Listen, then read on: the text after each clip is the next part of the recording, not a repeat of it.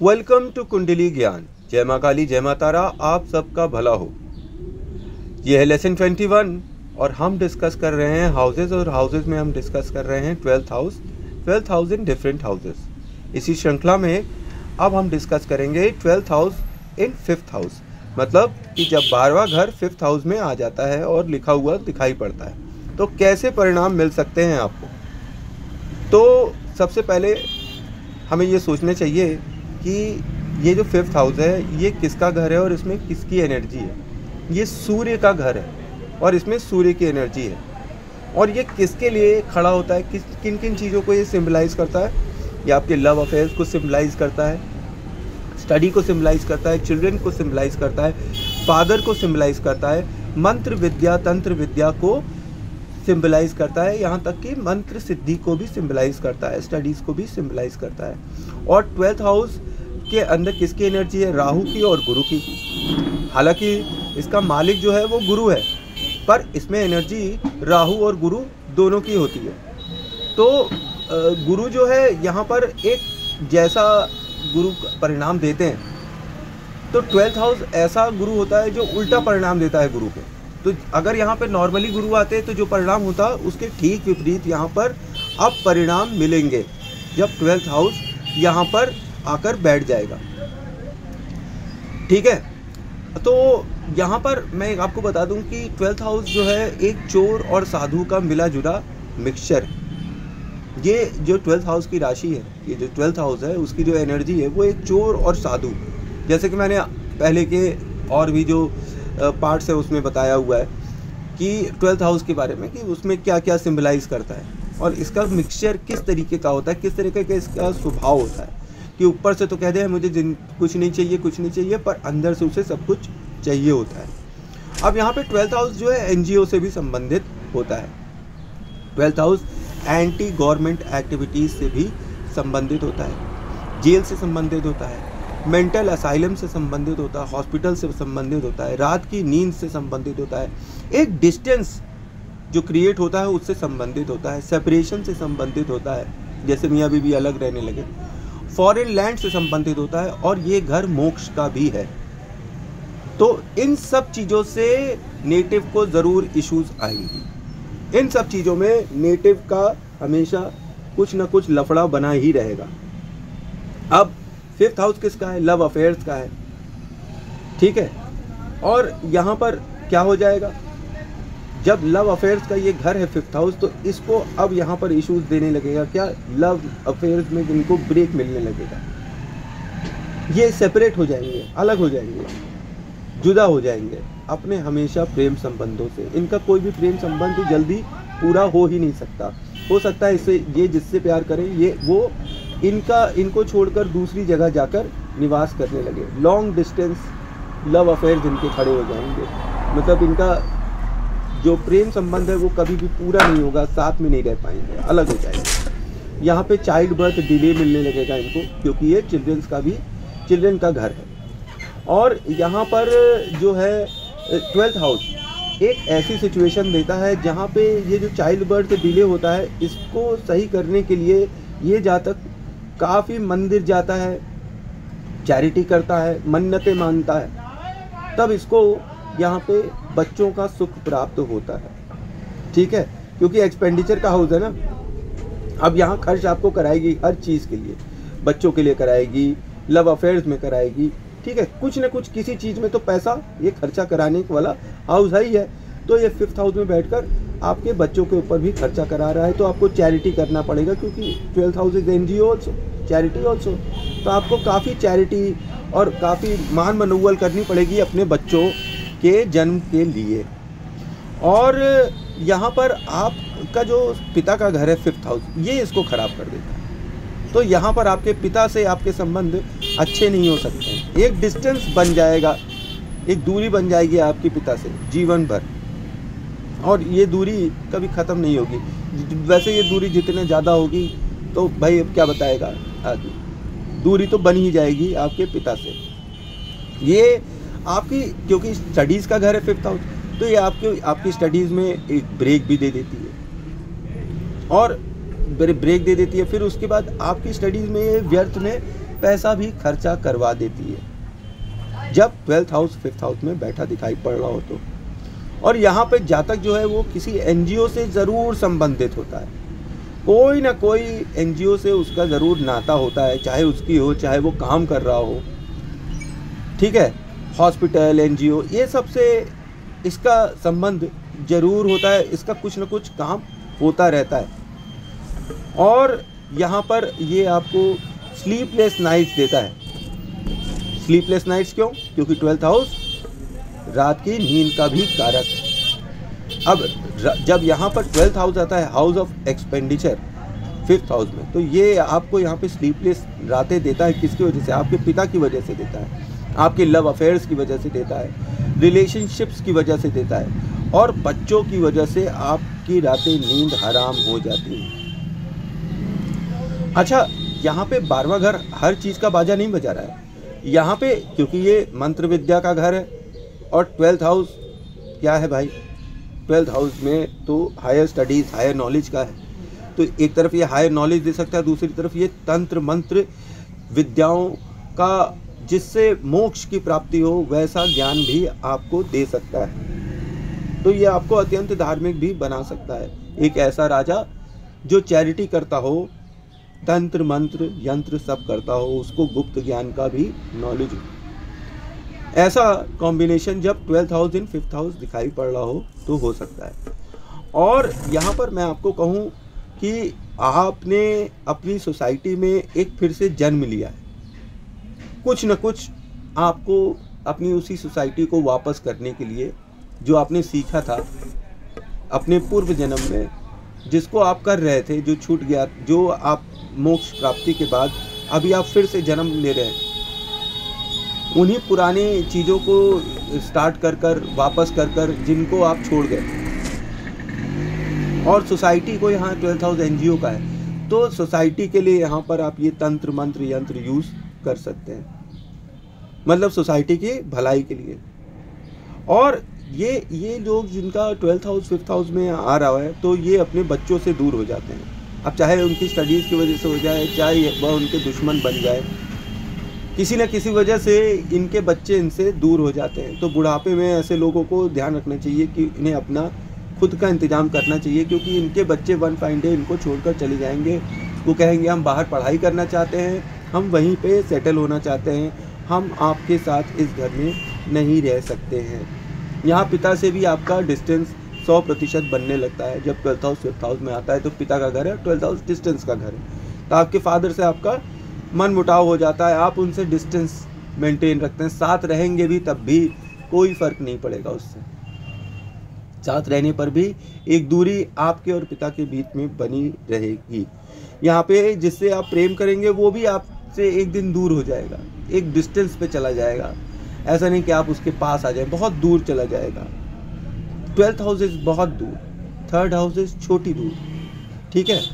तो यहाँ 12th house आपको बहुत दूर पहुँचा देता है आपके प्रेम संबंधों से और आपकी पत्नी से भी, क्योंकि प्रेम आप किससे करेंगे? अपनी पत्नी से तो करेंगे ही करेंगे, प्रेमिका से भी कर सकते हैं। तो दोनों तरीक़ों से आपको दूरी तो मिलनी ही मिलनी है। अच्छा, यहाँ पे कोई ये ज़रूरी नहीं कि डिवोर्स हो जाए। डिवोर्स एडवर्स स्थितियाँ खड़ी होंगी तो हो जाएगा, जैसे मंगल की दृष्टि पड़ रही है, केतु की दृष्टि पड़ रही है, तो तब तो भाई हो सकता है यहाँ हो गया अन्य कारणों से। लेकिन यहाँ पे डिस्टेंस ज़रूर बन जाएगा।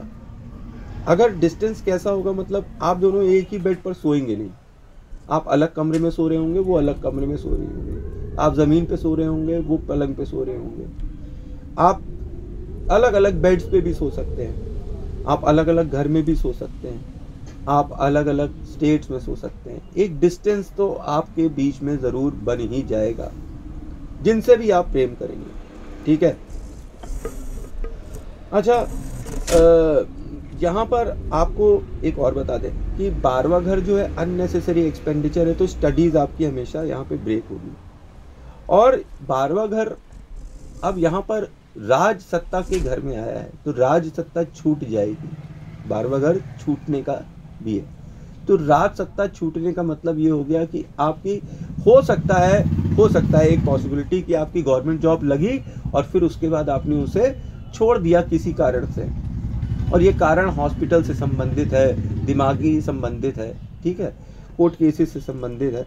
तो ये चीज़ जो है यहाँ पर दिखाई पड़ सकती है, ठीक है। अब यहाँ पर आप जो है एसोसिएटेड हो सकते हैं किसी हॉस्पिटल से, लाइक आप समझिए गुरु इन सूर्य है, ठीक है। तो गुरु कौन है? सूर्य के साथी हैं, मतलब कि उनके पुरोहित हैं, उनके गुरु हैं, गुरु बृहस्पति। तो ये तरीके से पिता और अंकल की स्थिति हो जाती है, और अंकल भी दूर के अंकल, ठीक। आप ऐसा समझिए सूर्य और गुरु, पिता और अंकल, और जब 12th हाउस है दिखाई पड़ रहा है तो दूर के अंकल। ये यहाँ पर डॉक्टर हो सकते हैं, क्योंकि 12th हाउस डॉक्टर्स का है, हॉस्पिटल्स का है, वो डॉक्टर हो सकते हैं। और दूर के अंकल होंगे, तो दूर के अंकल कौन होते हैं? जैसे हमारे मौसा। और पास के अंकल कौन होते हैं? जैसे हमारे चाचा, ठीक है, इमीडिएट चाचा हो गए, और दूर के मौसा हो गए। तो दूर वाले 12वां घर का देखेंगे, और पास वालों को, चाचा को देखेंगे 3rd हाउस, ठीक है। इस तरीके से हम डिकोड करेंगे। तो इनके जो दूर के अंकल होंगे, मतलब मौसा, मौसी, ठीक है, उधर साइड इनके हॉस्पिटल से संबंधित होंगे, क्योंकि 12th हाउस यहाँ पर कहाँ पर बैठा हुआ है? 5th हाउस में, ठीक है। अब यहाँ पर मैं आपको एक चीज़ और बता दूँ कि